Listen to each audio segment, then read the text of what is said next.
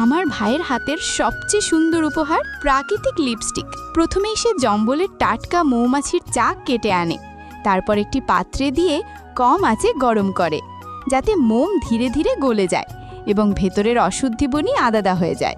গলানো মোমটাকে পরিষ্কার কাপড় দিয়ে ছেঁকে রেখে দেয় কিছুক্ষণ, যাতে তা জমে নরম মাখনের মতো রূপ নেয়। এইটিই হয়ে ওঠে লিপস্টিকের মূল ভিত্তি।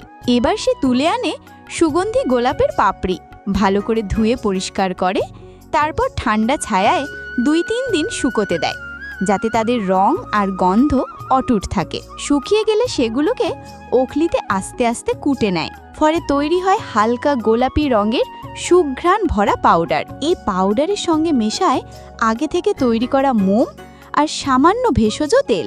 এতে লিপস্টিকে আসে আর্দ্রতা, প্রাকৃতিক উজ্জ্বলতা আর দীর্ঘস্থায়িত্ব। তারপর মিশ্রণটিকে আবার হালকা আঁচে গরম করে, যাতে সব উপাদান ভালোভাবে একসাথে মিশে যায়। এখন বড় যত্ন করে সেই মিশ্রণ ছোট ছোট ছাঁচে ঢেলে 24 ঘন্টা রেখে দেয় সেট হওয়ার জন্য।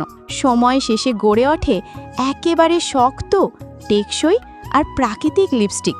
শেষে দেয় সামান্য ফিনিশিং, যাতে লিপস্টিক একেবারে মসৃণ আর দেখতেও একদম প্রফেশনাল লাগে।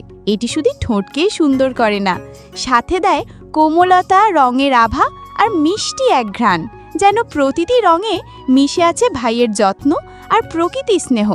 আপনি যদি এই লিপস্টিক পেতে চান, কমেন্ট করুন আর লাইক করুন। সাবস্ক্রাইব করে আমাদের পাহাড়ি পরিবারের সঙ্গে যুক্ত থাকুন।